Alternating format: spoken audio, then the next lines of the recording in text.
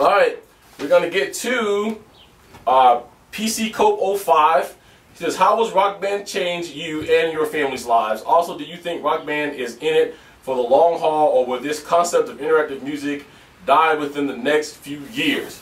Alright, so the deal is, let's take it one by one. How has Rock Band changed me and my family's lives? My kids actually enjoy the game. My wife just isn't a gamer, but she's played before. But for my children, especially my son and my daughter who loves to beat on things, this is a good opening to play Rock Band. My son actually is pretty good on the easy and medium settings. And it's also brought us together a little closer as a family. My daughter and my kids, and even my wife, though she doesn't play, loves to interact, and we love to get together and play the game. So it's done a lot for family unity since Rock Band has been out. Do I think Rock Band is in it for the long haul, or will the concept of interactive music die? Rock Band is definitely in it for the long haul. If you want my honest opinion, I think that every other music rhythm game will fall before Rock Band does, simply because their concept, I believe, is dead on.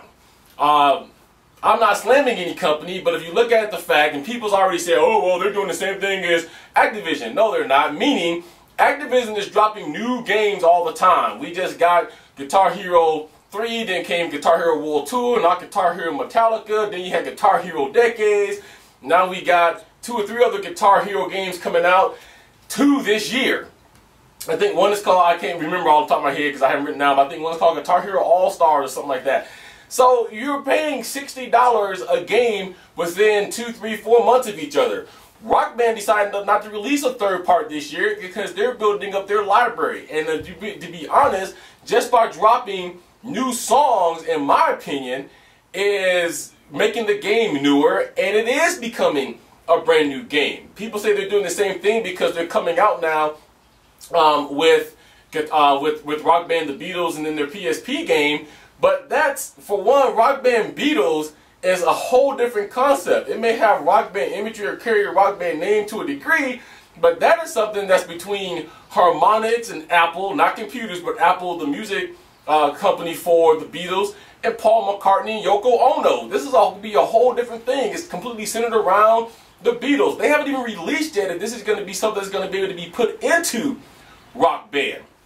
Okay, and if they want to release a portable game, why not? Guitar Hero has done it. It's not the same thing. So I do think that they are in it for the long haul, and I don't think interactive music is going anywhere. There's artists now, right now, that is doing nothing but releasing their albums digitally. That's all they're doing. You can't get the album unless you get it digitally. My Aunt Naya, if you can't find her album that's released in '95 in the stores, if you go to iTunes and type in Naya, you can buy her album. So I think interactive music is going to be around for a very, very, very long time, and it's not going to die anytime soon. Alright, next question is going to come from Basketball 414. His question simply was, where the hell is Paiste? He's meaning, what happened to Paiste Cymbals? Paiste Cymbals is still around. They are just not considered to be in the top 2 anymore. The top 2 cymbals out there right now is Zildjian and Sabian. I really do credit contemporary Christian rock music for putting Paiste on the map. There was a band back in the late 80s, early 90s, I listened to all the time, contemporary Christian rock band by the name of Petra. Petra's drummer used what they call the Paiste color line. So he had all red cymbals, all blue cymbals. They were the first ones that came out with color cymbals. They still are backed by some musicians, but like I said, a lot of the very top musicians are backing Zildjian and Sabian. So if you go to Google and just type in Paiste Cymbals, their website will pop up, but they are still very much around in the loop. Okay? Thanks for that question. Alright, another question this week from Hooplaa10. He was going to do a video question, but his camera didn't work for him this week. He says, imagine if YouTube never existed. What aspects of your life would be different? What would you be doing instead of making these videos? So here it is. If YouTube never existed, I think that somebody else would have been out there. There's about 10 or 12 different video channels out there right now that's kind of like YouTube. You can upload things for yourself. However, I think there would be a different way to get these videos out. Whether it would be expensive, cheap, free, there would be other ways. But if this never existed, if there was no YouTube, if there was no Google, if there was no anything, my whole life would be different, because I think I would still be doing this, except for it would all be written, which would take a whole lot more time than doing this. And I think writing things is not as good. You can't really see anybody's expression if you're writing things, which is why I choose to do video. So I would still be doing this. I would still be doing the review thing. It would just all be written, and then you guys would have to write it or just have to read it. But in some aspects, I would be different. It would be a lot different, because maybe I wouldn't be putting out as much as I am in the videos, and maybe it wouldn't come across as good. But I think I would still be doing this. So thanks, Hooplaa, for your question on that one, man. SenorCanadia says, what do you think of Wuhan China cymbals? I think they're pretty decent. They're not top of the line China cymbals by any means, but I do actually own a Wuhan China cymbal.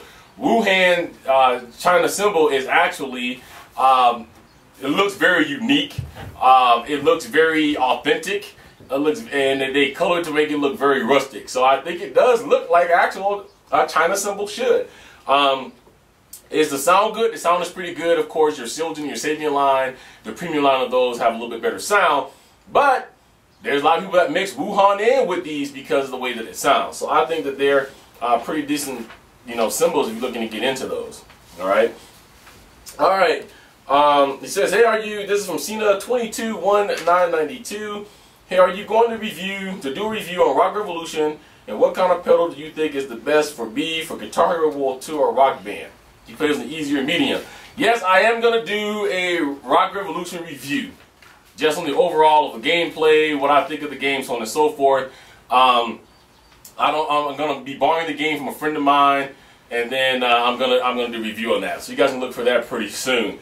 The best pedal for you, in my opinion, for Guitar Hero World 2, if you play on easy or medium, there's not a lot of pedals that work directly with Guitar Hero World 2 out the box. So you would have to go with the kickbox, or if you just want to get some, I would go with the Destroyer D-pad, because it's already fit right there for Guitar Hero World Tour. Plus, you can get the Dixon 711 pedal, which is the same pedal that the Destroyer pedal is made out of. So that would be the best solution that I would have for you at this point. Okay. All right. Utter Chaos 1994 asks, who is your favorite professional drummer and why? That's loaded, because I have a ton of professional favorite drummers. I'm gonna give you guys a couple. Some you may know, some you may not. Two of my most favorite drummers in the world happens to be females. One girl by the name of Sheila E, or Sheila Espinosa is her real whole name. You guys all know her from back in the Prince and Revolution days. Another one is Terry Lynn Carrington. Terry Lynn Carrington is a famous female jazz drummer who made her television debut when Arsenio Hall show was on the air. She was Arsenio's drummer. As females, they're very influential. I love to watch Sheila E perform because she lays everything on the stage. Any drummer out there who wants to know what drumming is all about, what you should do on a stage, you need to go get your hands on the Sheila E video. Sheila E is pushing 50 and she's still at it. Terry Lynn Carrington is just bad.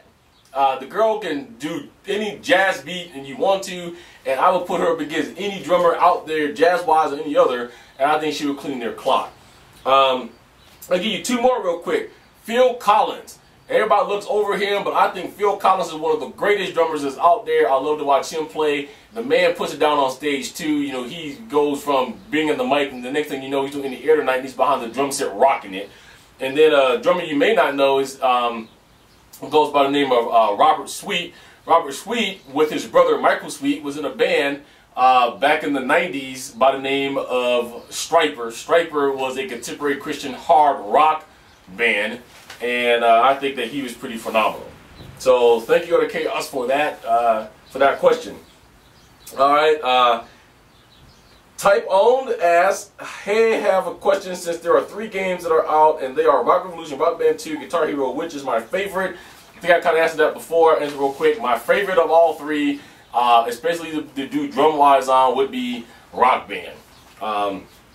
I do like certain things about Guitar Hero World Tour, Guitar Hero Metallica being, I do love the guitar parts on that, but drumming wise it would be Rock Band.